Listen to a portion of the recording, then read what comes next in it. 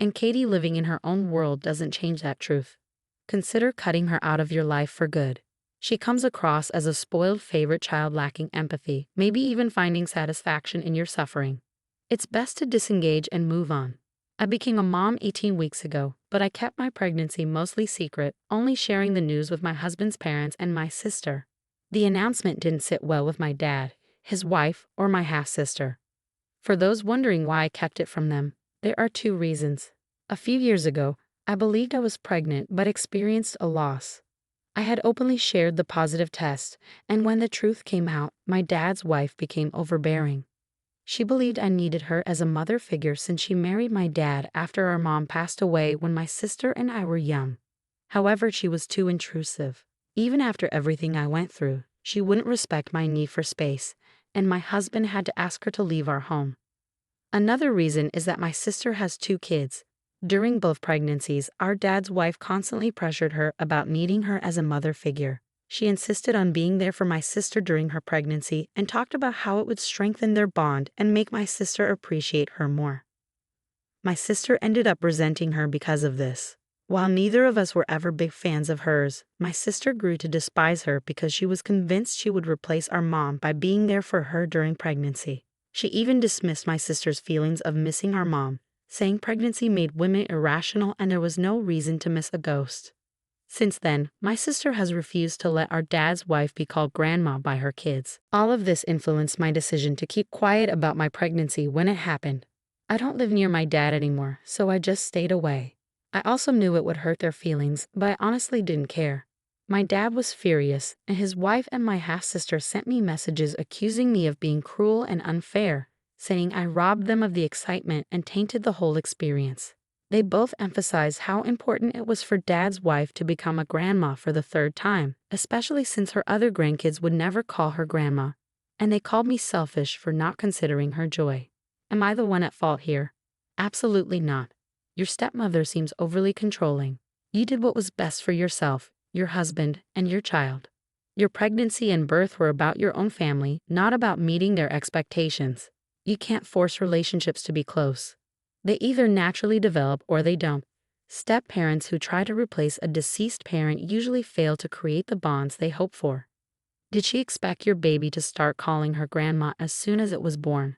She's not really your stepmother. She's just your dad's second wife.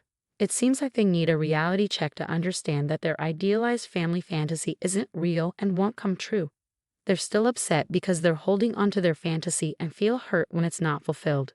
The only way to get them to respect your boundaries is for them to accept reality as it is. You're doing the right thing by protecting your family and setting boundaries. Congratulations on your new baby, sending you lots of peaceful baby vibes. My husband's sister moved in with us after a big argument about the baby's name. They're expecting a baby, and she's 7 months along. She's known to be particular about food and refuses to eat what we normally cook. We've been catering to her by preparing her favorite dishes, which unfortunately I can't eat due to allergies. So every evening, I have to figure out what to eat since she only wants food that I'm allergic to. Last night, my husband agreed to cook separate meals for her and us together. However, when I got home after a long day at work, I discovered that my sister-in-law had convinced him to cook only her preferred meal and cancel the one we had planned. They were eating together in the kitchen when I arrived. Apologetically, my husband explained that his sister persuaded him to eat with her and not to cook the meal I wanted for us both. I pretended it was okay and ordered food from a restaurant instead. After showering and doing some work on my laptop, I returned to the kitchen to find my order on the counter, open and mostly eaten. I turned around to see my sister-in-law standing there, admitting she couldn't resist the smell and had helped herself to the food. I lost my temper and yelled at her, demanding to know why she did that. She claimed she saved me some, but there was hardly anything left except rice and dressings. We argued, and I reached my limit. I told her to pack her things and leave first thing in the morning. She started crying, and my husband defended her, insisting that she was pregnant and eating for two. Finally, he suggested I quickly make something for myself from the fridge and let it go. But I refused, leading to a bigger argument.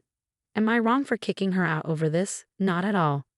You don't just have a sister-in-law problem, your husband is a big part of the issue. Your sister-in-law does sound selfish and entitled, pregnant or not. But the real issue lies with your husband prioritizing her needs over yours. How did he think it was acceptable to deny you dinner that you were expecting, especially when you couldn't even eat what she wanted? Your sister-in-law is in the wrong, but your husband is the one who needs to reassess his priorities. It's baffling how little they seem to care about you. Seriously, just toss the whole family out. Their treatment of you is unacceptable. I don't understand why your husband would agree to not cook for you. It's nonsensical.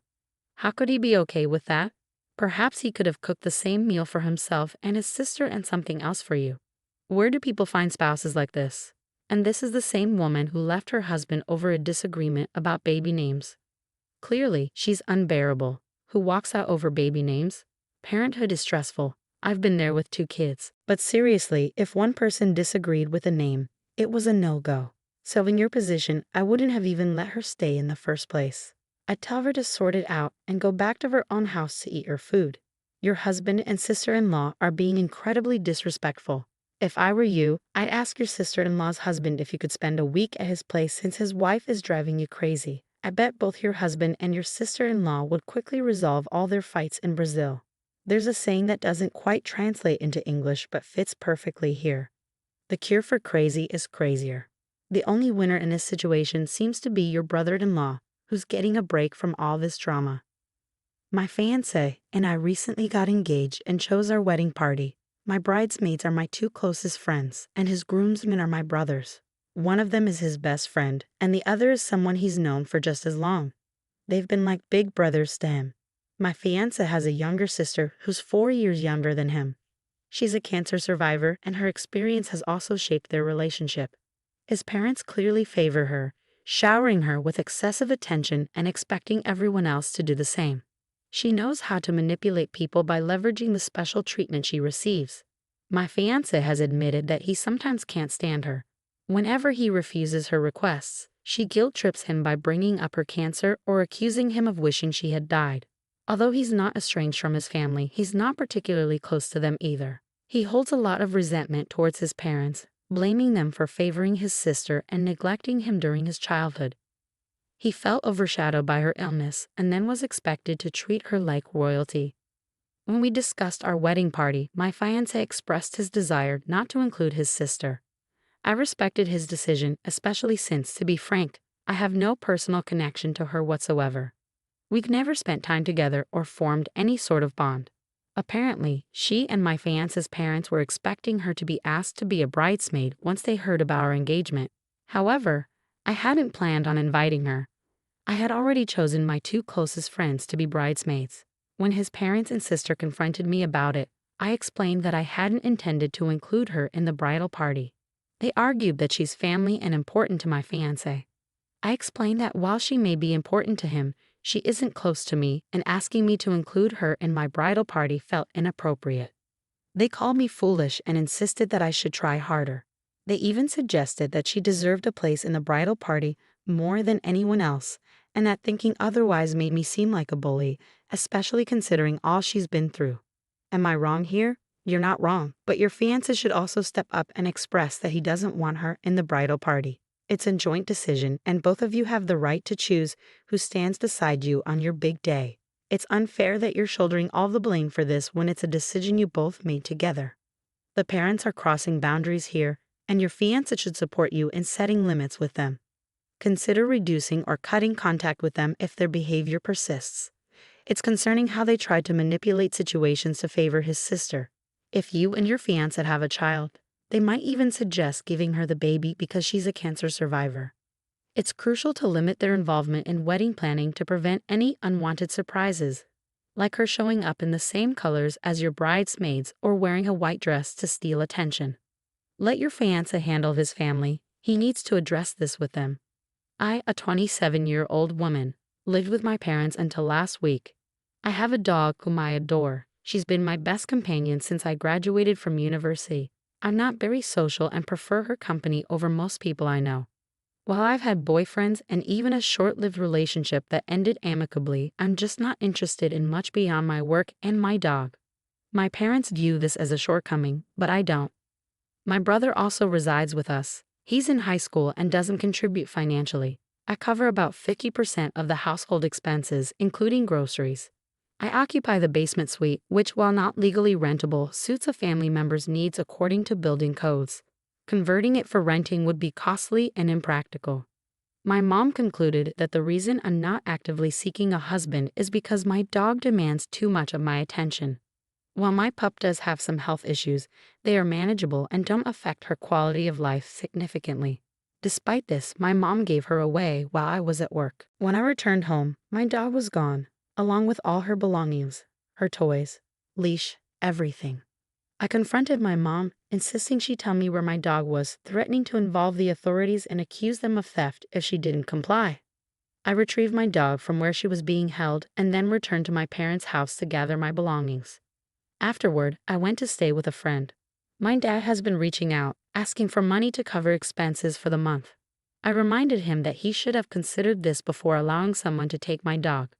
Unfortunately, my dad lost his job due to the current global situation, and they're struggling to cover all the household expenses without my contribution. He mentioned that they'll run out of money in 3 months without my assistance. However, I no longer trust them. My family believes I'm foolish for prioritizing my dog over them. Am I wrong? You're not wrong at all. Your parents were clearly taking advantage of you. You were paying half of everything, including what should have been market rent for a basement suite that wasn't even up to code. That's unacceptable on so many levels. And that's before they decided to get rid of your dog. They deserve to face the consequences of their actions. Whatever you decide, never give them another penny. I'm relieved that you were able to retrieve your dog and find a safe place for both of you to stay. Perhaps they can consider moving into the basement and renting out the upstairs room. Problem solved, OP. Living with people who steal from you and try to control you is unsustainable. They're solely responsible for the current situation. Everyone should pull their weight and work, while you find a place far from them where you and your dog can enjoy life. Additionally, if the mother's concern is that you're not seeking a husband, does she expect you to get married and have everyone live together in your home while you continue to support them financially? Or would she expect you to move out and still contribute as if you were living there? The same issue would arise. Your parents' actions have led to this situation, and at almost 30, it's unacceptable for them to still rely on you financially. They should have considered this before betraying your trust and alienating you. It's not just about the dog, it's about rebuilding trust.